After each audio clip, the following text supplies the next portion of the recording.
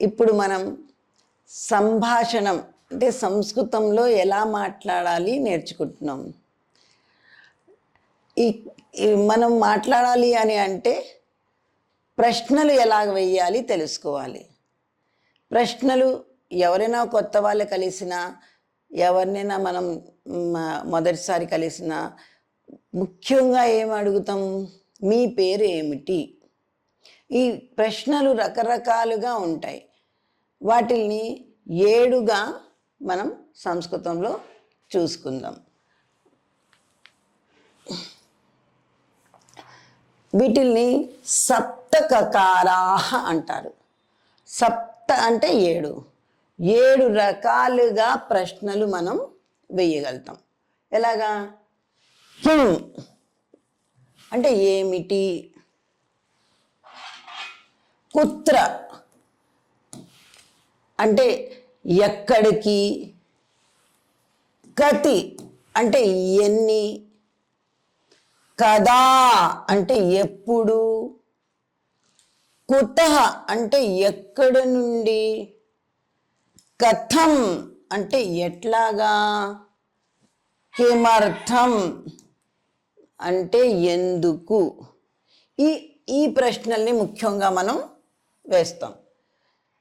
ఇప్పుడు మనము ఒక్కొక్క ప్రశ్నకి రకరకాలుగా ఎలా మనం ఉపయోగించుకుంటాం. సంస్కృతం మాట్లాడుతున్నప్పుడు ఒక్కొక్క పదానిది ఉపయోగం చూస్తాం. మొదటిగా కిం. కిం అనగా ఏమిటి? ఏమిటి ఫస్ట్ మనం మాట్లాడుతున్నప్పుడు మీ పేరు ఏమిటి అని అడుగుతాం. అంటే కిం అంటే మీ పేరు ఏమిటి? అదే సంస్కృతంలో స్త్రీలింగ పుల్లింగం వేరే వేరేగా ఉంటుంది కాబట్టి మహిళలని అడిగినప్పుడు భవత్యాః నామ కిం అని అడుగుదాం. ఇది మీరు దీనికోసం ప్రాముఖ్యత ఇయ్యద్దు. ఇక్కడ కిం అని మనం నేర్చుకుంటున్నాం కాబట్టి కిం అనే పదాన్ని జాగ్రత్తగా చూసుకుంటూ వెళ్దాం. వివేకానంద ఫోటో ఉంది. నామ కిం అంటే వివేకానంద.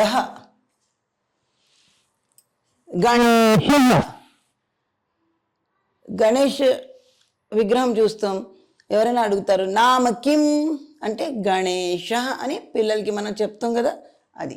ఇక్కడ కిం అని అర్థం వస్తుంది. ఇక్కడ కిం కరోతి. కిం కరోతి, కిం అంటే ఏమిటి కదా, ఏమిటి చేస్తున్నారు? రాముడు ఏమి చేస్తున్నాడు?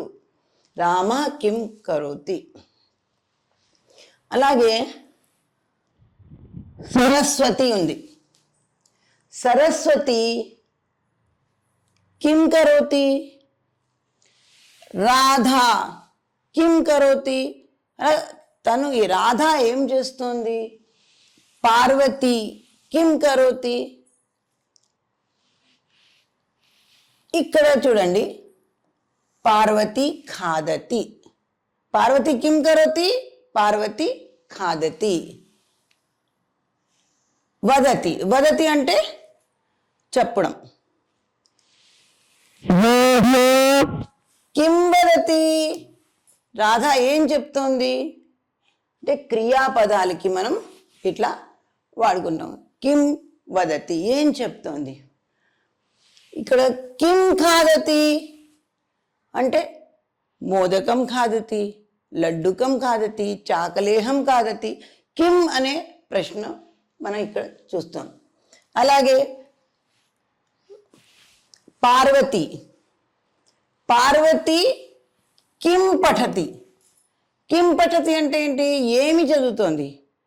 పాఠం పఠతి, శ్లోకం పఠతి, గ్రంథం పఠతి. కిం పఠతి. కిం అనే ప్రశ్నకి ఇలా వస్తుంది. మళ్ళీ ఇక్కడ సరస్వతి నామ కిం. సరస్వతి. రాధా నామ కిం. రాధా. పార్వతీ నామ కిం పార్వతీ. ఇప్పటిదాకా మనం కిం ఉపయోగాలు ఏంటంటే చూసాము. భవతః నామ కిం అంటే పేరు ఏమిటి, పేరు అడుగుతున్నప్పుడు ఏమిటి అని ఉపయోగిస్తాం కాబట్టి దాన్ని మనం కిం అంటాం. భవతః నామ కిం, నీ పేరేమిటి. భవత్యాహ నామ కిం, అలాగే మహిళలను అడిగితే భవత్యాహ నామ కిం. తర్వాత రామః కిం కరోతి, రామ్ ఏం చేస్తున్నాడు, అక్కడ కూడా మనం ఏమి అని ఉపయోగిస్తాం. కిం అనే పదాన్ని మనం ఉపయోగిస్తాం. అంటే రామః కిం కరోతి, రామ ఖాదతి, రాముడు తింటున్నాడు. రామః వదతి, వదతి అంటే చెప్తున్నాడు. రామః పఠతి, రామ పఠతి అంటే చదువుతున్నాడు అని అర్థం. అలాగే రామః లిఖతి, లిఖతి అంటే రాస్తున్నాడు అని. తర్వాత మళ్ళీ ఇంకేం చూసాం మనం,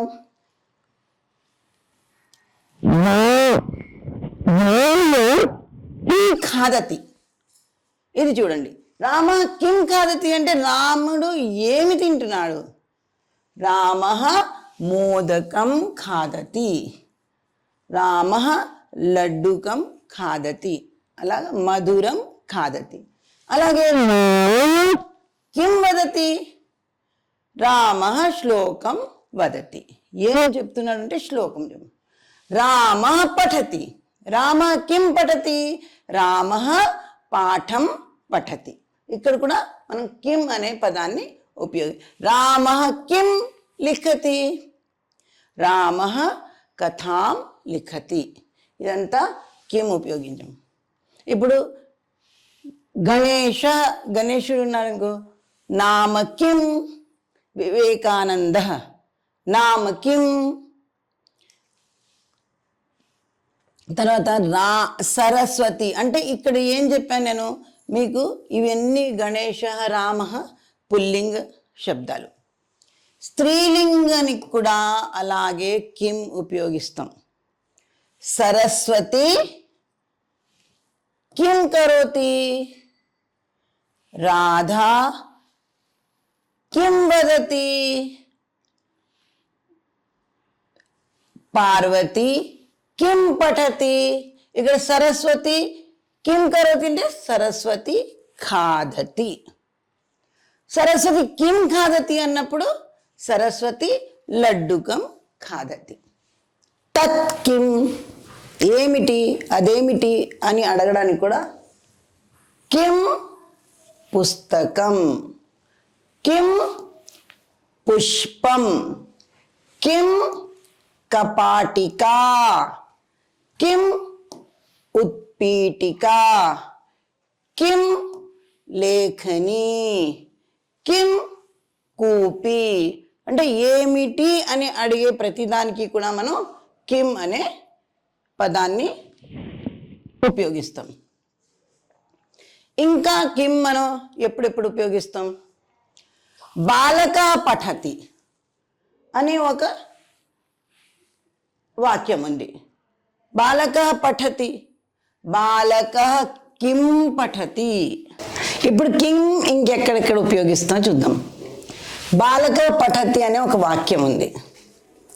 బాలక కిం పఠతి, బాలక గ్రంథం పఠతి, బాలక పాఠం పఠతి, బాలక శ్లోకం పఠతి.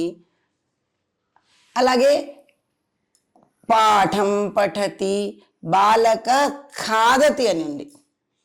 బాలక ఖాదతి, బాలక కిం ఖాదతి. బాలక కిం ఖాదతి అంటే బాలక లడ్డుకం ఖాదతి.